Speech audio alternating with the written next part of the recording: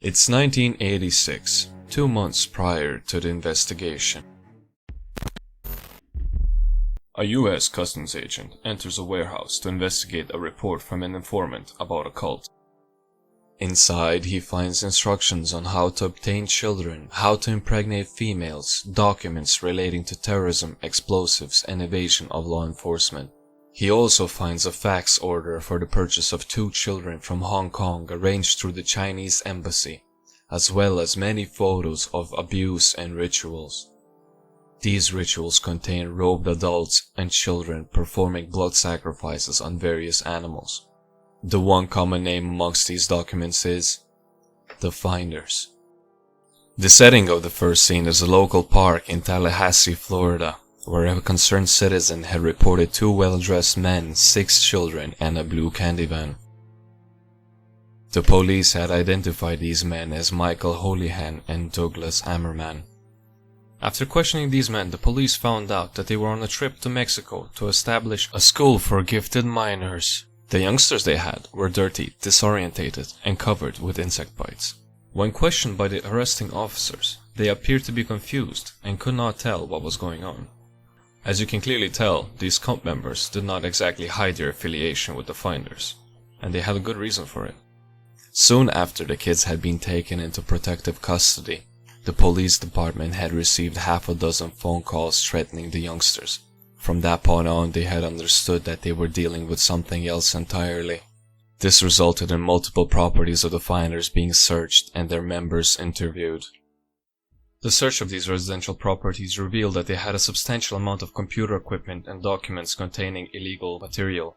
Things took a wild twist when the 60-acre farm owned by the cult had been searched. They had found photographs of abuse and ritual sacrifices. They had also reportedly practiced mind control in this location. That's fucking metal as fuck, dude! However, soon after, the charges were dropped against the cult, citing a lack of evidence, while some members reporting one of the reasons being because the group had ties with the CIA. The leader of this cult was Marion Petty. The cult referred to him as the Game Caller. He became known soon after the Tallahassee incident. He proclaimed that the group is a commune of people who play the game. He had claimed that he had started operating this game since the outbreak of World War I, that his own personal goal has been to understand everything and say nothing. He had also sworn that he had never been part of the CIA. However, his wife had worked for the CIA, and his son has worked for Air America, which was a front organization for the CIA. Air America had been involved in smuggling drugs in South America, as well as performing covert missions during the Vietnam War. To this day, CIA denies any involvement with this group.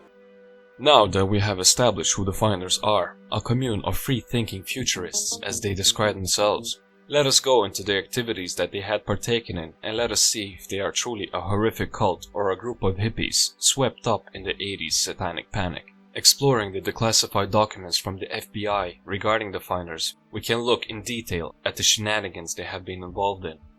The cult operated by the Game Caller drew in members with the promise of wealth, power, and sexual gratification. They had operated multiple businesses and had a few offshore bank accounts. The members never seen any of the wealth in a true cult fashion. The members of the cult were ordered around by the leader and listened to his every word. The members were encouraged to partake in the nudist lifestyle, only wearing clothing when it was necessary.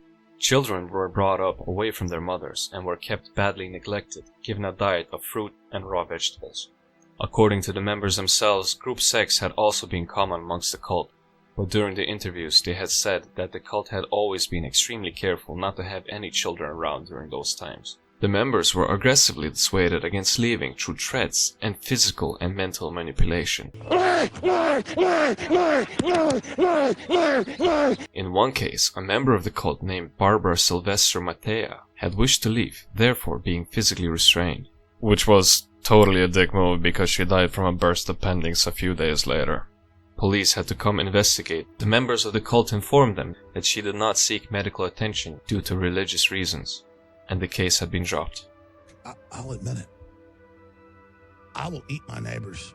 I'm not letting my kids die. Members who had successfully left the cult properties had their reputations tarnished through letter campaigns, as well as receiving death threats themselves. There had also been reported cases of arson being performed on their homes. Soon after the Tallahassee incident, the group had disbanded due to mounting pressure from the authorities and media. They had been forced to leave their properties around Washington, D.C., and 2 of the 6 children ended up in the care of the state. Marion Petty had given multiple interviews defending the group. He had said that they just practiced an unconventional lifestyle.